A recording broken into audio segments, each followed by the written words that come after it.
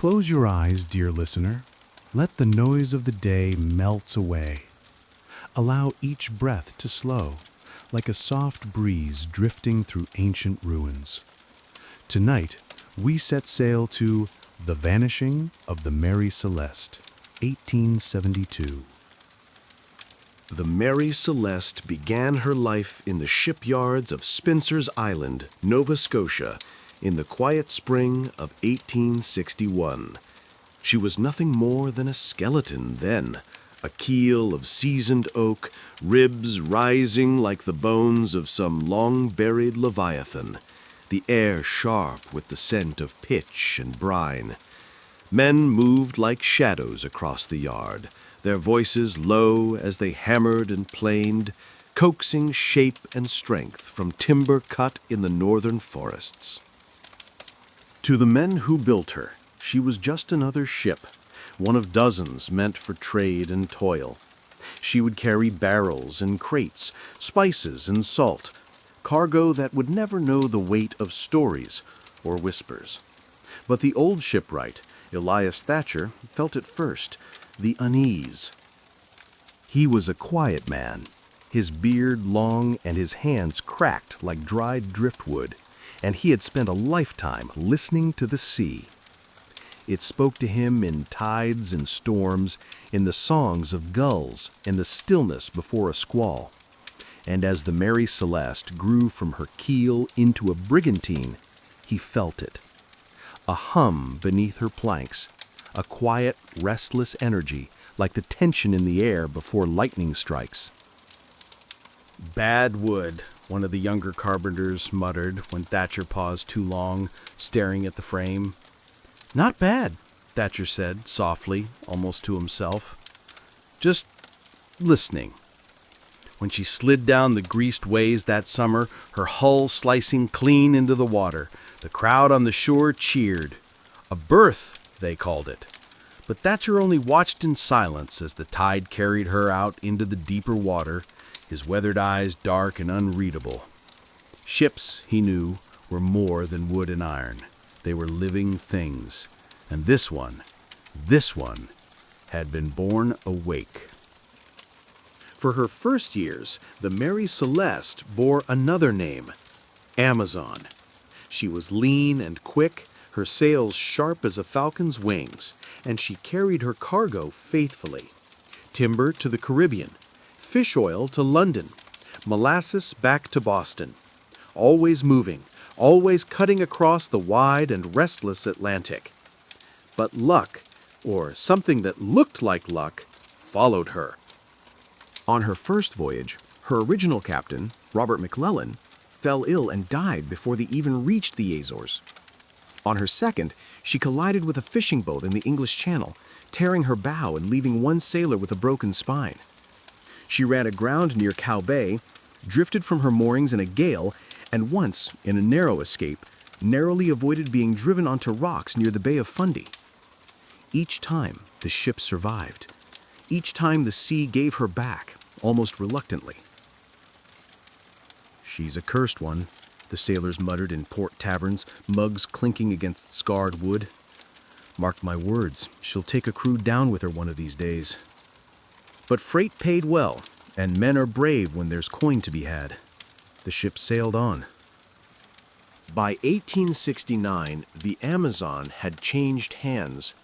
Sold, refitted, and renamed, she emerged from the New York docks under her new name, Mary Celeste.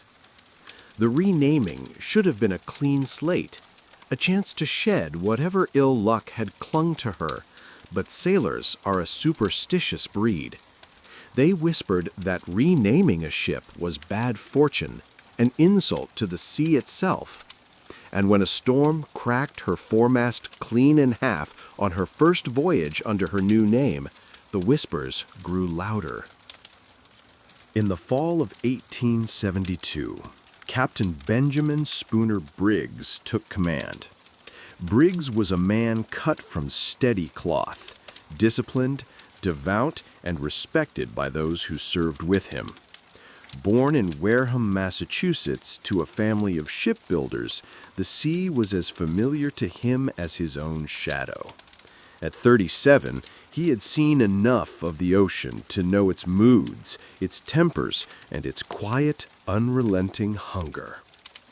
He was not a man given to fear nor to folly, but even he paused the first time he stepped aboard the Mary Celeste.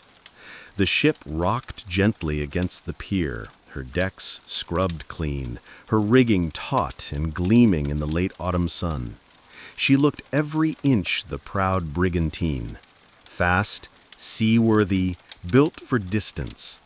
And yet, there was something about her, something quiet and watchful, as though the ship itself was taking the measure of the man who now commanded her. Sarah Briggs noticed it too. She stood with their 2-year-old daughter, Sophia, at her side, her hand resting lightly on the polished rail. The wood was smooth and warm under her fingers, but when she drew her hand back, she found her palm damp with a fine mist, though the air was still and dry. She said nothing. Some things were better left unspoken. The crew assembled over the next 2 days, 7 men in total, each one chosen for his experience and temperament. There was Albert Richardson, the first mate, sharp-eyed and loyal, Andrew Gilling, young but skilled, and 4 seasoned seamen who had worked ships across the Atlantic and beyond. They loaded the cargo, 1,701 barrels of denatured alcohol, bound for Genoa, and secured it tight in the hold. The barrels were heavy, their staves sealed and tarred, but a faint chemical scent lingered in the air below deck, sharp enough to make a man's eyes sting if he stayed too long. By the morning of November 5th, the Mary Celeste was ready to sail. The harbor was quiet as she slipped her lines and caught the tide, the city shrinking behind her as the horizon opened wide and endless. Captain Briggs stood at the helm, his wife beside him, their daughter laughing as the gulls wheeled overhead. The crew moved with practiced ease, raising sails, coiling ropes, the familiar rhythm of departure settling over them like a well-worn coat. But in the rigging above, the first gull landed. It perched on the highest spar, feathers ruffled, black eyes fixed on the deck below. It did not move when the wind shifted.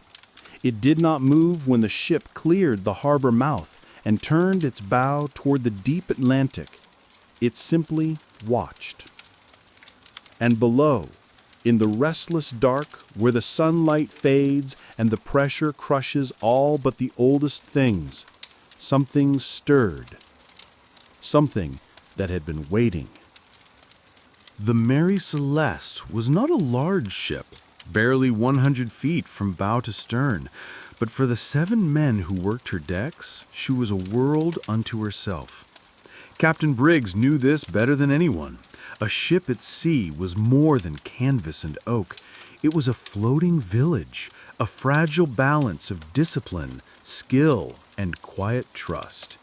Each man aboard was a thread, and if one frayed, the whole fabric could unravel. The first mate. Albert Richardson was the first to arrive that morning, stepping aboard with a battered sea chest slung over his shoulder. He was a man in his 30s, lean and wiry, with a kind of gaze that measured everything it touched. A New England sailor through and through, Richardson had a reputation for calm competence, the kind of man who could tie a bowline blindfolded in a gale or find his bearings by the stars when the compass spun wild. He'd sailed with Briggs before, and the captain trusted him implicitly. "She's a good ship," Richardson said, as he ran a calloused hand along the rail, though his voice held a note of caution. "But she's got a strange feel to her, Ben. Can't put my finger on it." Briggs only nodded. "She'll carry us well," he said, though something in his tone suggested he was trying to convince himself as much as his first mate. The second mate. Andrew Gilling was the opposite of Richardson. Younger, restless, full of the quiet bravado that only youth can hold. Barely 25, with dark hair always falling across his brow, he'd signed on for the voyage to Genoa, hoping for adventure and, perhaps, a little glory. Gilling had never been superstitious. To him, the sea was just water and wind, no different from any other route. But on the night before departure, as he lay in his bunk below deck, he swore he heard footsteps above him, slow, deliberate, and heavy, like a man pacing the deck, though he knew Briggs and Richardson had gone ashore. When he climbed the companionway ladder to check, the deck was empty. The lanterns swayed in the breeze, ropes creaked softly, and the horizon stretched dark and endless under a moonless sky. The crew. The remaining hands were men of the sea, each with his own story etched in scars and salt. There was Volkert Lorentzen, the quiet Dane with arms like iron cables, who spoke little but worked harder than anyone aboard. There was Arjen Martens, a wiry Dutchman with a permanent squint from years of staring into sunlit waves. And then the brothers, Gottlieb and Reinhard Boz, both broad-shouldered and good-natured, always ready with a song or a joke, their laughter carrying across the deck even in the black hours before dawn.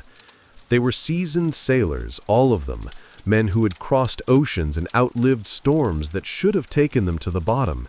And yet, as the Mary Celeste readied to slip her moorings, an unease lingered, quiet but palpable. Maybe it was the cargo. Those heavy barrels of industrial alcohol lashed tight in the hold, their contents sloshing with every shift of the tide. Maybe it was the season. November in the Atlantic was a graveyard of ships. Or maybe it was something they couldn't name, the way the air tasted sharp and metallic, the way the ship seemed to hum under their feet when the wind fell silent. The captain's family. For Sarah Briggs, the voyage was both routine and extraordinary. She had sailed with her husband before, though never with their daughter. At just 2 years old, little Sophia was wide-eyed with wonder at the ship. The way the ropes sang when the wind caught them, the way the deck tilted gently beneath her tiny boots, the way the gulls followed them out to sea, their cries sharp and wild. Sarah wrote in her journal every evening after supper, her words neat and careful. Sophia laughed today as the men coiled the ropes. She loves the way the sails snap in the wind. Benjamin is steady as always, though I see the worry in his eyes when he thinks I am not looking. The sea feels unsettled. I pray it is only my imagination. Briggs was careful to keep his fears to himself. A captain did not spook his crew with talk of omens or strange dreams, and yet there were moments, brief and fleeting, when the horizon seemed wrong, when the line where sea met sky blurred as though the world itself was holding its breath. The first night. By nightfall, New York Harbor had vanished behind them. The coastline faded into shadow, replaced by the endless, heaving dark of the open Atlantic. The Mary Celeste rode the waves smoothly, her sails taut, her course steady. The men settled into their watches.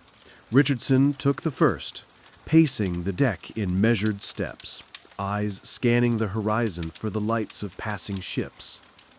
Below, the others found their bunks, the steady creak and sway of the ship lulling them toward uneasy sleep.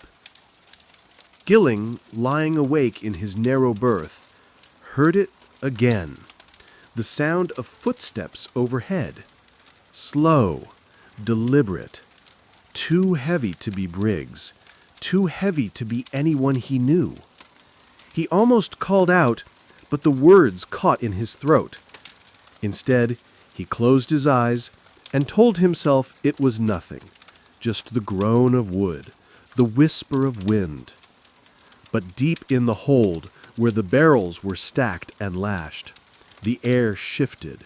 A faint, acrid smell seeped through the timbers, sharp and chemical, mingling with something older, the smell of salt, of brine, of things long buried rising to the surface. Above, the gull still perched high in the rigging, its black eyes gleaming in the lantern light, watching, always watching. The Mary Celeste slipped into the opened Atlantic under a pale November sun, her sails catching the steady west wind like the lungs of some great living creature. For a time, everything was as it should be. The ship cut through the water cleanly, her wake frothing white against the darkening sea. The ropes sang in the wind, the rigging hummed like a bowstring, and the deck thrummed with the familiar rhythms of life at sea. Boots striking wood, the rasp of rope sliding through calloused hands, the distant clang of the bell marking the watch. Captain Benjamin Briggs stood at the helm, his gaze fixed on the horizon. Sarah watched from the quarterdeck, Sophia perched on her hip, the child's laughter rising above the wind as gulls swooped and circled in the gray sky overhead. "It will be a good crossing," Briggs said quietly, almost to himself. "I pray you're right," Sarah replied, her voice soft, though her eyes stayed on the restless line where sea met sky. For the first week, the voyage seemed charmed. The winds held steady, filling the sails with a constant, gentle push that carried them eastward day after day. The sea was calm, the skies clear, and the men fell easily into their routines. Richardson took the first watch at dawn, charting their course by the stars until the light broke clean over the water. Gilling handled the midday tasks with his usual restless energy, hauling ropes and trimming sails with a grin that made the older sailors shake their heads. At night, when the ship settled into its quiet breathing, the crew gathered near the forecastle, their voices low as they shared stories over hardtack and salted pork. Tales of storms survived, ports seen, women loved and left behind, and always, always the sea, its beauty, its cruelty, its unfathomable depths. But beneath the laughter and the routine, something subtle lingered, an edge, a quiet that didn't belong. Richardson was the first to name it, not aloud, but in the silence of his thoughts as he walked the deck during the night watch. The water was too still, the air too sharp, and the gull, the same gull that had followed them from New York, still perched in the rigging, its black eyes gleaming, unblinking, as though it was waiting. Sarah's entries became shorter as the days passed. Sophia sleeps well. She likes the sound of the water against the hull. Ben is quiet. He watches the horizon more than usual. Something about the air feels different out here, heavy, though the skies are clear. On the 7th night, she wrote a single line, nothing more. I dreamed of water. The first sign. It was on the 8th day, as the ship cut through a pale, glassy sea, that the first strange thing happened. A shout came from the forecastle. Lawrenson, the quiet Dane, his voice sharp and ragged. The crew spilled onto the deck, eyes scanning the horizon, hands ready for ropes or sails. But there was nothing. Only the endless gray of the Atlantic, stretching unbroken in every direction. Something in the water, Lawrenson muttered, his face pale, his eyes darting. A fin? A shadow? Briggs pressed. No, the man said, shaking his head. Not a fish. Not anything I've seen before. The others laughed it off, clapping the big man on the shoulder. But that night, Lawrenson sat alone on the foredeck, staring into the black water as though waiting for something to rise. By the 10th day, the wind died. The sails sagged, limp and empty, and the ship drifted on a mirror of water so still it reflected the masts and rigging with perfect clarity. The horizon blurred, sky and sea bleeding together in an endless, colorless expanse. The crew moved quietly, voices low, as though afraid to disturb the unnatural calm. Even Sophia, usually so full of laughter, grew quiet, her small hands gripping her mother's skirts as she peered over the rail into the black depths below. Briggs tried to keep the men busy, scrubbing decks, checking rigging, anything to keep their hands occupied and their minds from wandering. But at night, when the stars burned sharp and bright overhead, the stillness pressed in like a weight. On the 11th night, Gilling swore he heard singing. Faint at first, like the hum of a distant tide, then rising, curling around the edges of the ship, a wordless melody, low and haunting, carried on the windless air. He climbed to the deck, heart pounding, but found only the quiet, endless sea. The ship adrift beneath a sky littered with cold stars. "You heard it too, didn't you?" Richardson asked from the shadows near the helm. Gilling hesitated. I don't know what I heard." "Aye," Richardson said softly, his gaze on the black horizon. "Best leave it at that." By morning, the gulls were gone. For the first time since they'd left New York, the air was empty of wings and cries. Only the single bird remained, perched high in the rigging, silent now, its eyes fixed on something far beyond the horizon.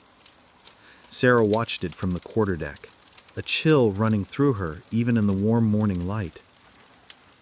"Ben," she whispered, clutching Sophia to her side, "it's still watching." Briggs said nothing. He only tightened his grip on the wheel and stared into the distance, where the line of the sea shimmered like heat on desert sand.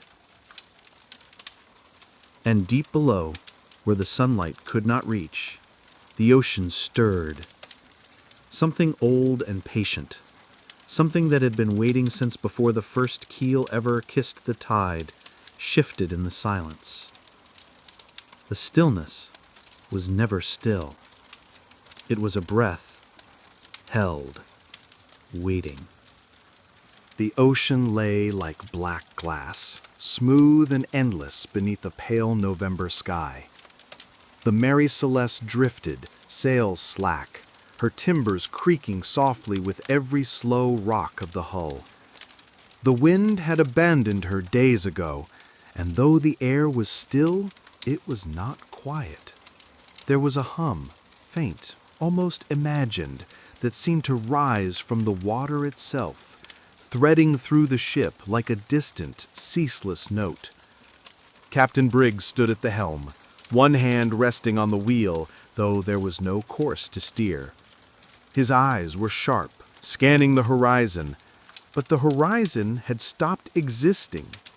Sea and sky blurred into the same muted gray, no line between them, as though the Mary Celeste had slipped into a place between worlds. Life aboard slowed.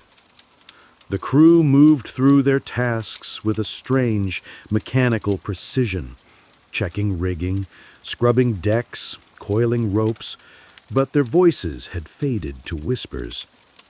Even Gilling, restless and sharp-tongued by nature, had grown quiet.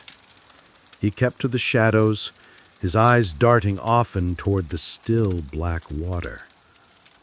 At night, Richardson paced the deck alone, boots tapping against the planks in an uneasy rhythm. He kept the lanterns burning, but the light barely seemed to reach beyond the rails, swallowed whole by the dark. Sometimes, When the sea was at its quietest, he swore he heard it, faint footsteps above him, or the scrape of something heavy moving in the hold below. But when he looked, there was never anyone there. Sarah Briggs wrote less and less in her journal. Her last full entry, dated November 21, was a neat but hurried scrawl. Quote, "The sea has gone silent. Even Sophia does not laugh anymore. Benjamin says we will find the wind soon, but I see the way he looks at the horizon. The men are uneasy.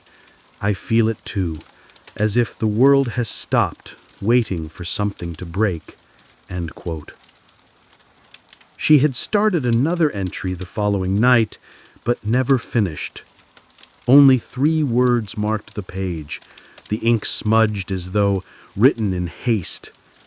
Quote, "Voices in water." On the 6th day of the calm, Lawrenson went below to inspect the cargo. The hold was warm and close, heavy with the sharp, metallic tang of alcohol fumes. He checked the lashings on each barrel, muttering to himself in his native Danish, his lantern casting long, swaying shadows along the curved walls of the ship. When he reached the aft section of the hold, he froze. A shape, tall, thin, and wrong, seemed to shift in the darkness just beyond the lantern's reach. For a moment, he thought it was the trick of light, a rope or barrel casting an odd shadow, but then it moved. Slowly, smoothly, toward him. The lantern shook in his hand. He backed up the ladder without a sound, his breath sharp in his chest, and didn't go below again. By November 24, the sky had changed. Clouds gathered low and heavy, pressing down against the stillness, their edges bruised with purple and green. The air grew thick, charged, as though the world was holding its breath. Briggs ordered the crew to prepare for a storm, sails reefed, ropes checked, everything secured tight. But no storm came. Instead, that night, the ocean glowed. It began faintly, a soft shimmer beneath the surface, like moonlight trapped in the water. Then brighter, ribbons of green and blue light twisting and pulsing in the depths, dancing against the hull in silent, unnatural patterns. The men gathered at the rail silent, their faces pale in the glow, while Sarah clutched Sophia close, whispering prayers under her breath, and Briggs stood motionless at the helm, his knuckles white against the wheel. "St. Elmo's fire," Richardson murmured, though even he didn't believe it. "No," Gilling said softly, his voice almost lost to the hum rising from the water. "This is something else." By morning, the glow had faded. The sea lay black and empty once more, but something had shifted. The crew avoided each other's eyes, speaking only when necessary. Sophia would not leave her mother's arms. Briggs no longer wrote in his log with his steady, precise hand. His script had grown hurried, uneven. The last entry dated November 25. All well. But nothing was well. That night, Richardson found the captain on deck, staring into the water. "It's changing," Briggs said quietly, his voice raw. "What is?" "The sea," Briggs whispered, his eyes still fixed on the black expanse below. "It's listening." Below deck, the hum deepened. The barrels in the hold rattled softly against their lashings, though the ship was still. From the dark, a whisper rose. Not in words, but in something older, something that pulsed in the bones and teeth of every man aboard. And somewhere, deep in that vast and endless black, something stirred, waiting. The first gust came just after midnight. It whispered across the deck like a warning, snapping loose ropes against the mast, carrying the sharp bite of salt and rain. Briggs was on deck within seconds, his bare feet thudding against the planks as the first mate, Richardson, barked orders to the crew. The calm had broken. Above, the sails groaned as the men hauled them tight, muscles straining against the sudden, restless wind. The black horizon split with a flash of lightning, brief, violent, revealing the endless churn of waves rising like dark mountains all around them. The sky awakens. By 2 bells, the storm was fully upon them. Thunder rolled across the sea in low, guttural roars. Rain slashed sideways through the rigging, cold and sharp, stinging skin and soaking every inch of the deck. The brigantine pitched hard to starboard, wood groaning under the strain as the ocean rose, dark and merciless, to meet her. Briggs stood at the helm, his hands locked on the wheel, knuckles pale under the strain. Richardson clung to the rail near the bow, shouting orders that were swallowed by the wind. The younger sailors fought the sails, every muscle burning as they reefed canvas and secured lines, their voices sharp and frantic in the chaos. Sarah huddled below deck with Sophia, the small cabin trembling with every violent lurch of the ship. She whispered quiet prayers, her hand trembling as she clutched her daughter close, the child's soft cries barely audible above the fury of the storm. The sea changes. But it wasn't the storm that unnerved the men. It was the water itself. Between flashes of lightning, the waves glowed, faint at first, then brighter, until the sea churned with unnatural light. Streaks of pale blue-green twisted beneath the surface, coiling and writhing like living things, illuminating the deep with a ghostly glow. Gilling, lashed to the rigging, saw it first. "Captain!" he shouted over the roar, his voice nearly lost to the wind. "Below! Look below!" Briggs turned his head and froze. The glow wasn't just beneath them now, it was rising, pulsing through the water like veins of fire, casting strange shadows across the hull. For a brief, terrifying instant, it looked as though something vast moved beneath the ship, something too large, too shapeless to belong to this world. The men worked in frantic silence after that, their eyes wide, their hands shaking as they fought to hold the Mary Celeste steady against the raging sea. No one spoke of what they saw. No one dared. The voices. The storm howled for hours, rain lashed, wind screamed, thunder cracked like cannon fire above the mastheads, and yet, through the chaos, there was something else, a sound that didn't belong. It started low, like the hum they had all heard during the days of calm, but now it rose, threading through the gale, weaving between the crash of waves and the groan of timbers. A chorus, hundreds of voices, high and low, whispering, singing, calling. Richardson, his face pale beneath the lantern light, glanced toward the captain. "Do you hear it?" he shouted, his voice hoarse. Briggs didn't look at him. His gaze was fixed on the glowing water below, his lips moving soundlessly, as though answering something only he could hear. Breaking point.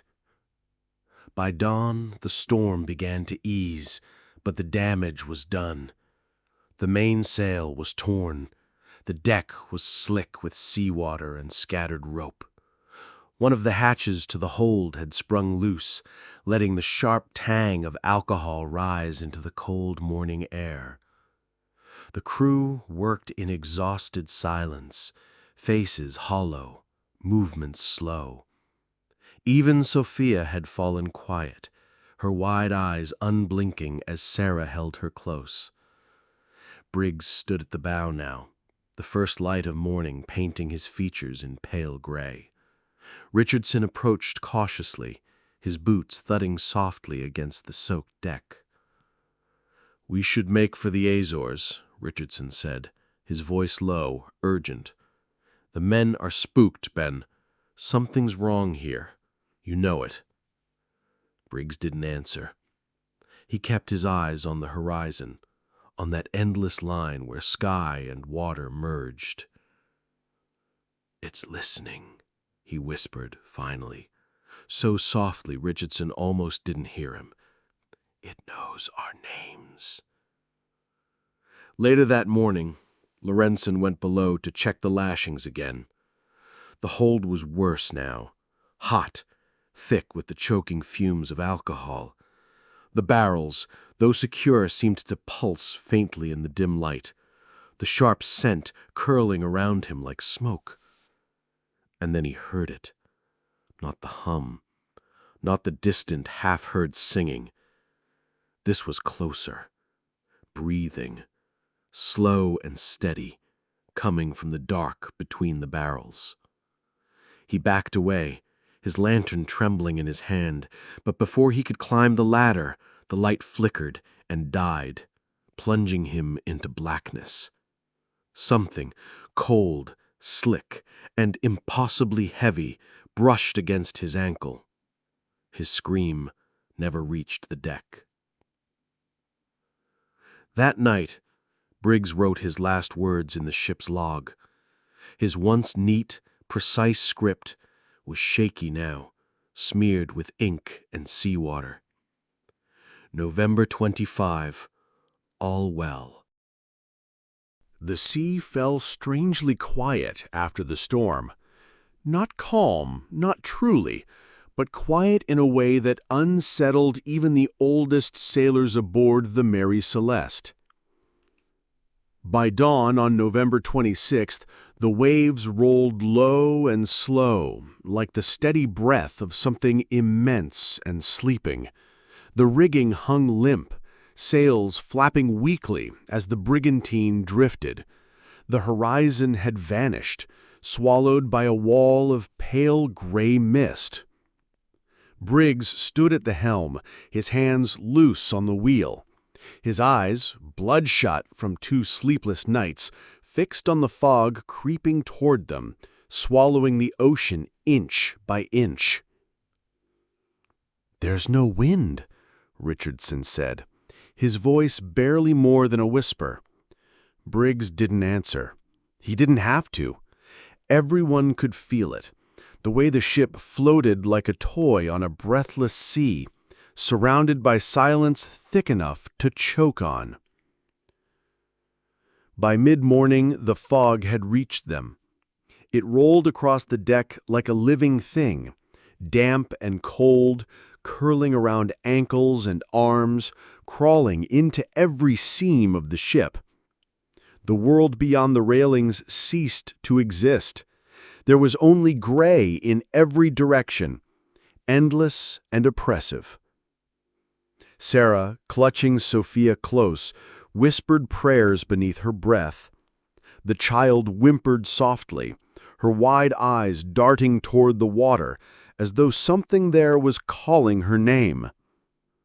The men worked in silence, their faces pale, their shoulders hunched. Even Richardson, steady, reliable Richardson, had begun to pace, muttering under his breath when he thought no one was listening. Unseen watchers. By evening, the fog thickened. The crew swore they saw shapes moving just beyond the rail, fleeting shadows slipping through the mist, too tall, too thin, too wrong to be human. Lorenzen, pale and shaking after his night in the hold, refused to go below deck. He sat near the main mast instead, rocking slightly, his hands clenched white around a piece of rope. When Briggs ordered him to rest, the sailor only muttered the same words over and over. "It's down there. It's waiting." Night fell without a sunset. Darkness came as if someone had snuffed out the world beyond the deck. And then the voices began again. Not whispers this time, but songs, low, melodic, unearthly. They rose from the water, threading through the fog, echoing through the rigging. Each note was soft and beckoning, impossible to resist, like the lullaby of something ancient and vast. Sarah pressed her hands over Sophia's ears, her heart pounding in her chest. But still, the child stared at the rail, her lips moving silently, as though repeating words only she could hear. Briggs tightened his grip on the wheel, jaw set, his eyes darted toward the black water. He swore, though he told no one, that something below the surface was looking back at him. At midnight, the compass went mad. Richardson found it first, the needle spinning wildly, pointing nowhere and everywhere at once. He swore under his breath, slamming the brass lid shut, but the damage was done. The men, already pale and hollow-eyed, began whispering of omens, of the sea taking them for trespassing where they did not belong. One by one, lanterns flickered and died, leaving the deck in darkness. The fog pressed close, suffocating, until even the sound of the waves seemed to vanish. In the captain's cabin, Briggs sat with his journal, ink trembling in his hands. His entries had grown shorter each day, the sharp, confident lines devolving into scattered fragments. That night the words were barely legible. Voices in the mist, crew restless, no wind, compass dead, something in the water, watching. He stopped halfway through the page, his pen frozen in midair. Somewhere deep below the boards, something groaned, a long, low sound, like the hull itself had exhaled. By the second bell of the night, Richardson found him on deck. The first mate's face was pale, his eyes hollow but sharp. "Ben," he said, his voice steady despite the tremor in his hands, "we need to leave her.